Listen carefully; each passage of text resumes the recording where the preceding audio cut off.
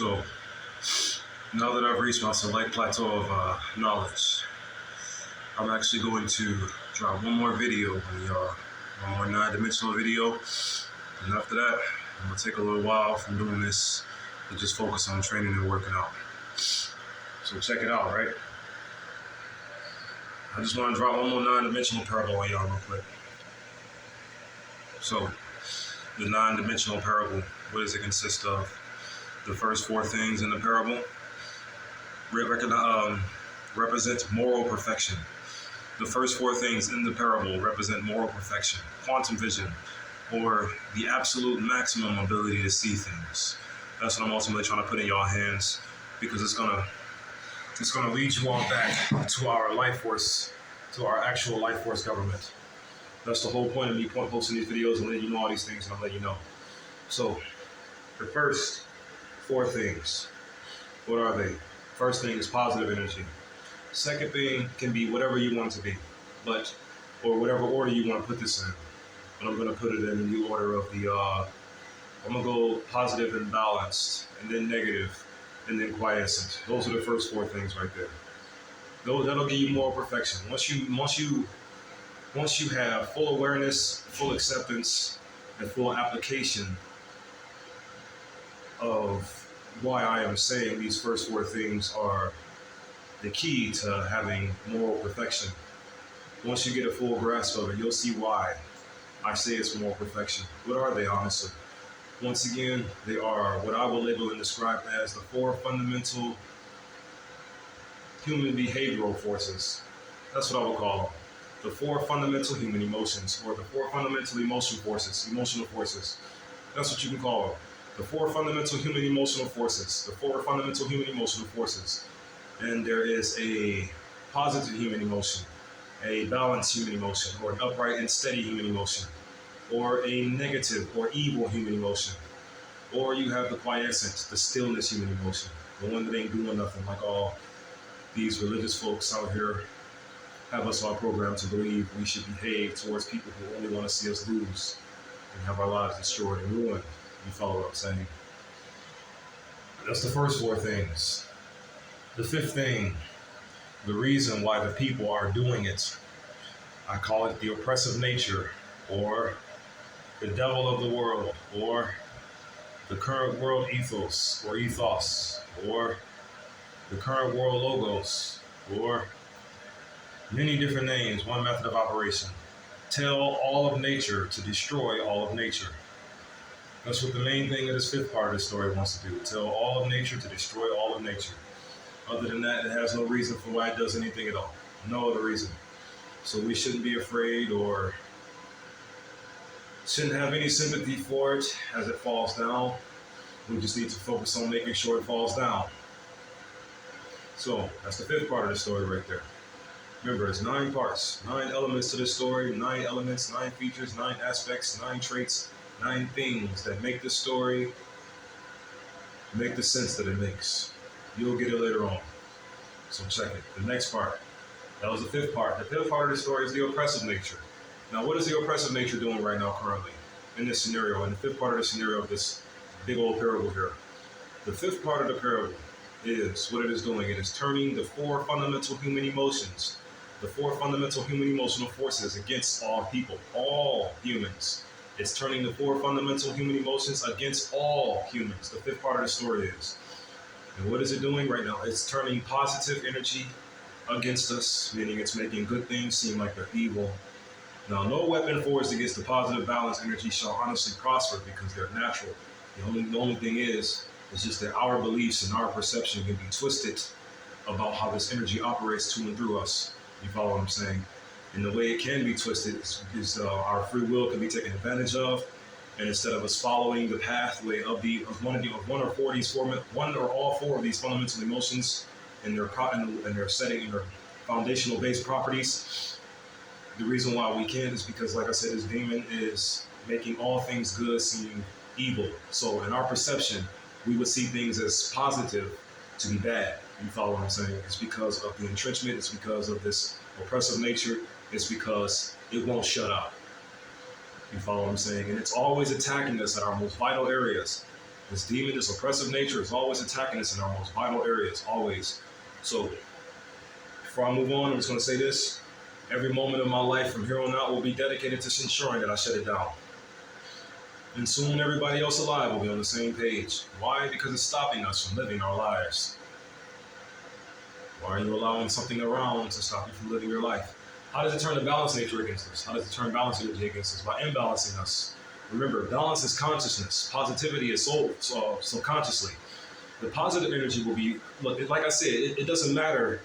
Just because I have it set up in this specific hierarchy, that doesn't change it from the source of why I'm calling it what it is. You follow what I'm saying? Positive energy is of the heart. Balance energy is of the mind. Positive energy is of the subconscious. Balance energy is of the conscious. At their core, at their natural core, what they are, subconscious energy is positive at all times, and at all times our heart is good. Our heart of hearts is good, and at all times our heart of hearts is good. Our heart of hearts is good all the time, and at all times our heart of hearts is good. You follow what I'm saying? Hebrews 13:8. Our conscious mind is balanced, and at all times our conscious mind is balanced. Hebrews 13:8. Our conscious mind is balanced, and at all times our conscious mind is balanced. Pray I'm saying that correctly.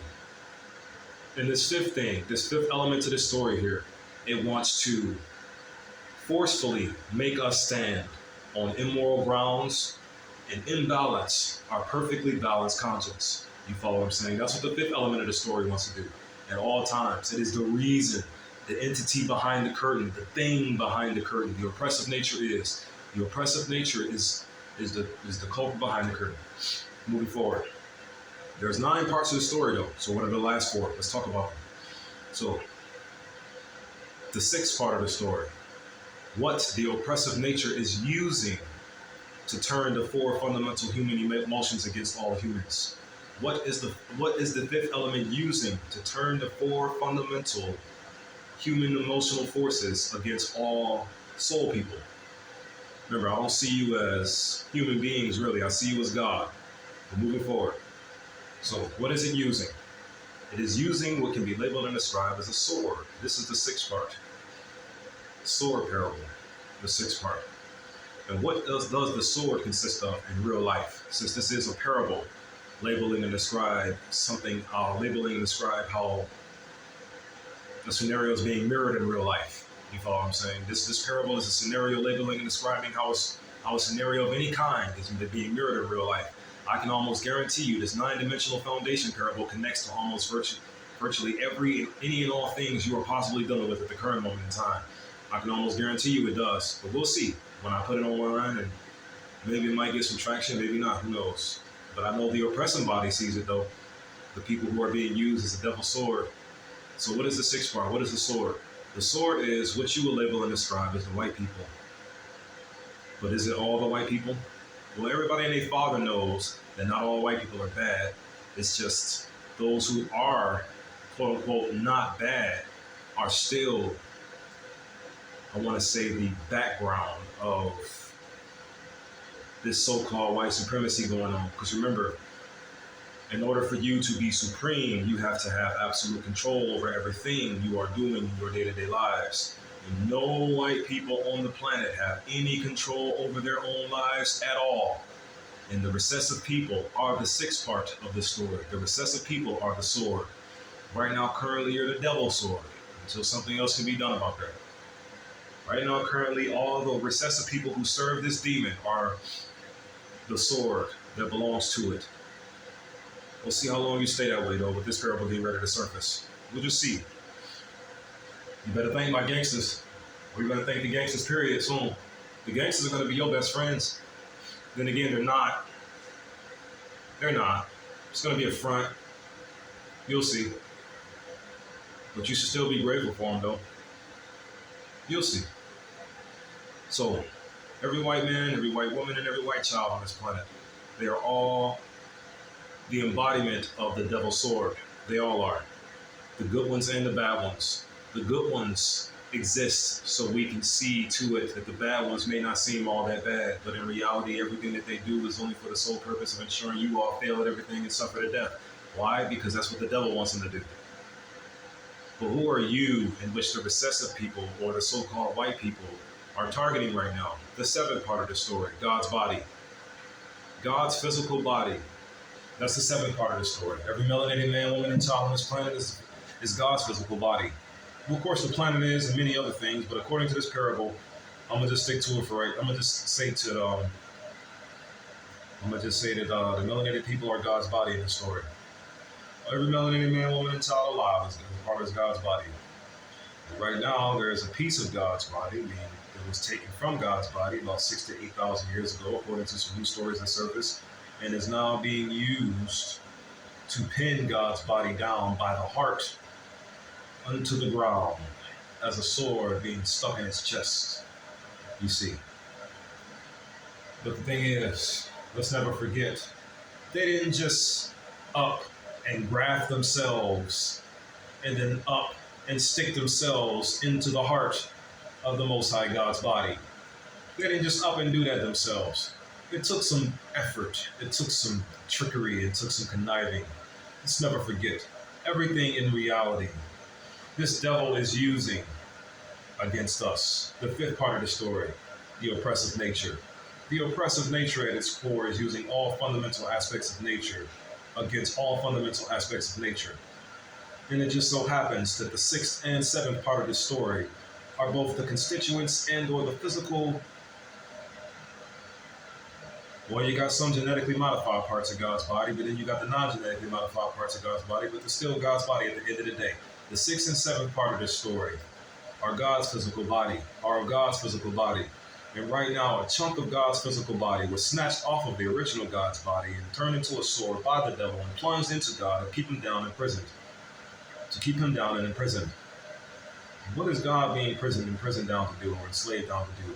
Fail at everything and suffer to death. This devil wants on your mind, failing at everything, consciously, meaning imbalance, and suffering to death, meaning immoral grounds, negative foundational grounds, instead of your natural positive foundational grounds and your natural balanced intellect. Your natural positive ethics and your natural balance ethics, that's foundational. Ethnics is what you get from the people you associate with. You become the average of the 5 people you associate with most conscious mind, and you become a product of your own environment, subconscious mind, you see.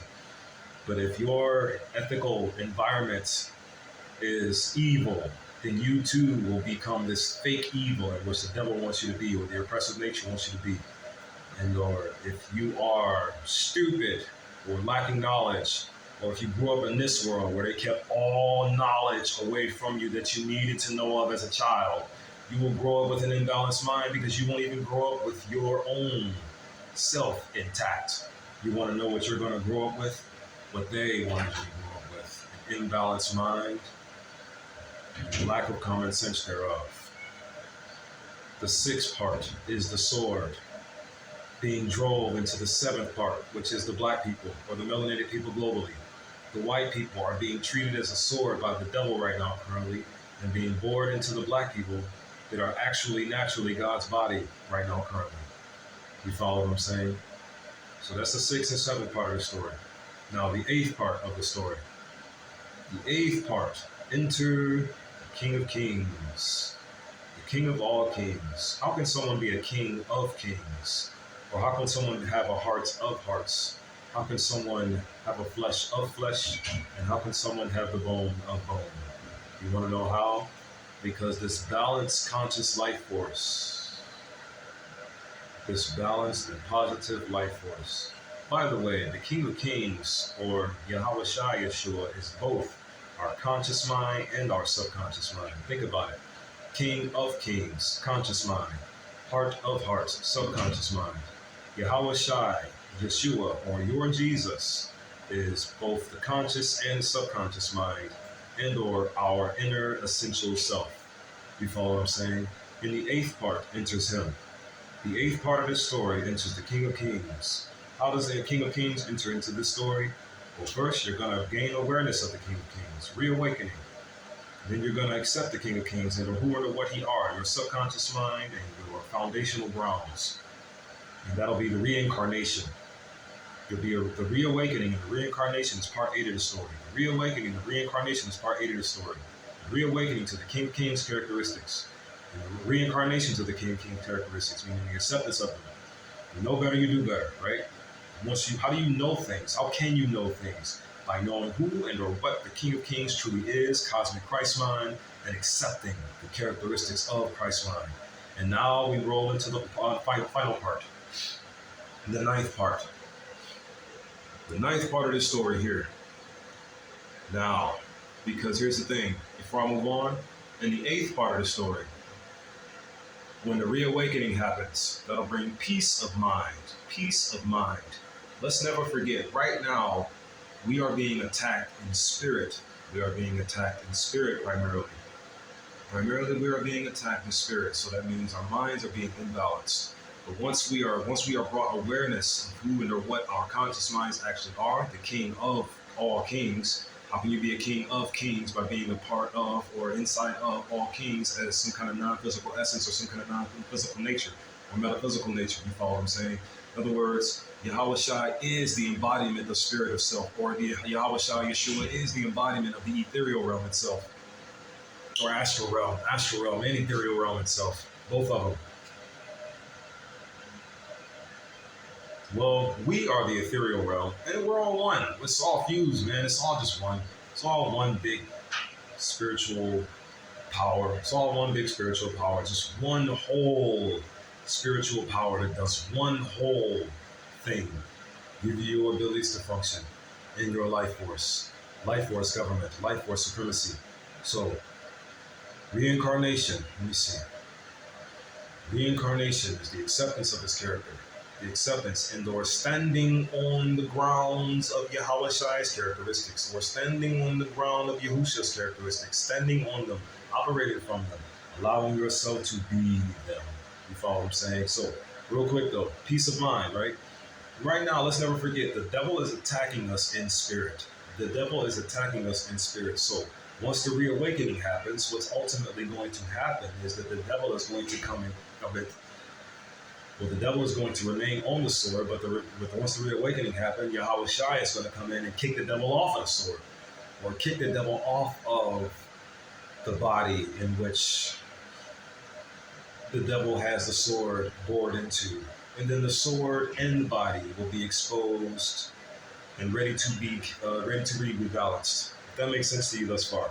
So, the King of Kings, the way I have him designed in this here spiritual warfare, is going to walk up to that sword, use all 6 arms to snatch the whole thing out and force sheath it, right? And then after it force sheaths, then we use the other, because that'll bring peace of mind right there. That's the reawakening alone right there. Well, that's part of the reincarnation as well, because let's not forget it's all one body that the Most High God is getting ready to reincarnate through. So now I'm going to fuse I am going to fuse. This is all I's idea, by the way. All I idea. This ain't my idea at all. This is all I idea. So if you take this idea and you apply it, all you're doing is taking the idea of the King of Kings. The King of Kings, right here. You're just taking the ideas of his conscious mind. You're not taking mine. That's one thing you need to know pronto. So you don't have to be, embarrassed if you're using what I'm saying because of who I am saying it. You follow what I'm saying? No, as soon as you start accessing or tapping into this idea, you did it. You made it up. You came up with it. Blah, blah, blah, whatever. I don't want no credit for this, man. Have you any idea how much bloodshed is getting ready to come just because this one truth is trying to surface? How much bloodshed is going to fall from this? Have you any idea? I know, personally. I've seen it thousands of times, trillions of times over. All of the bloodshed getting ready to come because of this one simple truth, who and or what we are truly, and not what the devil wants us to be. Imbalanced on evil grounds. Imbalanced on evil grounds. We are not like this. We are not imbalanced naturally. We are not evil naturally. We are not, but the devil is trying to convince us that we are and force us to stay that way. Why? Because it wants us to burn. It just wants us to fail at everything and suffer to death. Enter the King of Kings, right? So, the so-called white people are sheathed in this here sword sheath. And then the melanated people, I'm going to pick them up off of the ground and just refuse with them. And then I'm going to incarnate. I am going to incarnate through the melanated people worldwide. And with my with these so-called white people as in my sword sheath, because let's not forget, they're still part of God's body. And my whole thing is I personally desire to reincarnate through all of humanity. I personally desire to reincarnate through all of humanity. So that means that this here Jesus eyeball or this Jesus spirit needs to have the sword forcefully sheathed.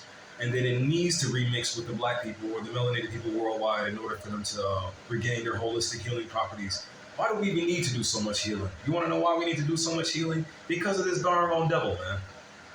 That's why. Because this devil, or the oppressive nature, the fifth aspect of the story, is constantly turning the four fundamental forces of human emotion against us. It will not stop until we are completely burned away. And even still going to keep trying to burn something. It's just going to try to kill or hurt something. It's just going to try to hurt something. This oppressive nature is. It ain't about no physical bodies no more. I need your physical bodies for something else. This is why I keep trying to pray unto you all that you stay alive and well so I can reincarnate through you. I, not me. I want to reincarnate through all of humanity. I personally do. Me, the actual me, not the me, this physical flesh bag me that has been getting, told his entire life to despise everything that you are. For the record, my lower self, it actually worked. But then it's like, it only led me to my actual self. And now my actual self is trying to force things to be right around you so you can stop trying to force me to hate you all my life. I am not about to hate you. You are not about to keep trying to convince me to hate you. Burn in the proverbial hell, not the hell that the devil wants you to burn in. I'm not about to be like you moving forward. So I have to sheathe the sword and I have to fuse with every melanated man, woman, and child alive. But you all need to stay alive so I can be powerful enough when I reincarnate through you. Me, right here. Not the physical me, not this Travis Ramsey me. I'm talking about this life force me, or at least what gives the eighth part of the story. You follow what I'm saying? I have to sheathe the sword, and then I have to fuse with the melanated people. Because once I do this, I will be fully reincarnated through all of the people, all at once. And once I am fully reincarnated through all of the people, here we go. The demon that I kicked off of me in order to free myself of its oppressive nature, it's going to be standing right there ready to fight me again. Now, for the resurrection part. The resurrection part. This is the ninth part of the story now. The resurrection and the resettlement. The resurrection and the resettlement. Here's what I've been leaving out. And here's what I want to drop on y'all before I truly start getting back to my fitness journeys and may not be on here posting for a while. Doesn't matter anyways, because most of the content is cringe. I really don't be trying to make y'all cringe. I really don't be trying to say anything that'll make you cringe. It's just I don't necessarily have the tools to record a bomb-ass video or a bomb video like everybody else has the ability to do so. So I'm just doing my best since I have the ability to do my best. You follow what I'm saying? Moving forward. So the ninth and final part of the story. The resurrection, coming to your divine senses, meaning all of the humanity that I am now reincarnated within. So resurrect me, I. So resurrect I. Resurrect I through all of humanity. Resurrect I through all of humanity. Who is I? The life force of who you would know of as Jesus Christ. The literal cosmic life force essence of who you would know of as Jesus Christ. Your Jesus has been trying to come through you, move to and through you to be in this world for a long time. I know you probably don't realize that because you've been getting taught your entire lives a fake Jesus or a one-dimensional Jesus in a sense, or a smaller story Jesus, when in reality, Jesus, Yahushua, Yeshua, is more bigger or more important for us to know of, or more important for us to know properly than anything in this universe is honestly. You want to know why Yahushua is more important for us to know than you and I? Because Yahushua is you and I, literally. And in this world right here, not knowing who you are is a very, very dangerous thing to do. Want to know why? Because in this world, everything is trying to take advantage of your ignorance and lead you in the wrong direction. Everything is. Except for the nature itself. Anything natural ain't even trying to do that to you at all. So you want to know what everything natural is trying to do? give you the supplementation you need to progress in life properly. Speaking of what is natural, when the showdown begins to happen, meaning the resurrection finally takes place, and we all come back to our divine senses, meaning who Yahweh Shai Yeshua is truly for us, what we are, in other words, once we truly come back to this essence, to this sense here, the devil is going to be right there once again, trying to take the sword from us that we are now fused with again, or I am fused with, not we, I, meaning I. This is all I's idea, not my idea. It's the I's idea. Once I refuse or reincarnate through every human being in existence, the resurrection will occur, because I'll be coming back to my divine senses and I'll be right in the physical, ready to face this oppressive nature again. And once this oppressive nature tries to attack me, the fight for the resettlement begins, because right now it's the resurrection and the resettlement. So here's where I'm going to trick it. You follow me? So right now, currently, the King of Kings is in his 9-dimensional base form. Yeah, 9-dimensional base form. But the King of Kings, through humanity, has a transformation. The King of Kings is going to transform in front of the devil and kick it, and just beat it. It's just going to morph, poof, and go, what is the next level that the King of Kings can go? Omnipresent infinite, or infinite omnipresent mentality, or infinite omnipresent Christ mind, or, so many names you can give it. It's going to transform from here. It's going to transform and step into the infinite omnipresent Christ mind. And once it goes to the infinite omnipresent Christ mind, in reality, it's just perfect visuals, or quantum vision. Quantum vision, there you go. Remember, quantum is a measurement word. Quantum vision is like the perfect sight of anything. You can see anything with quantum vision. Anything, especially if you use it from your natural perspective.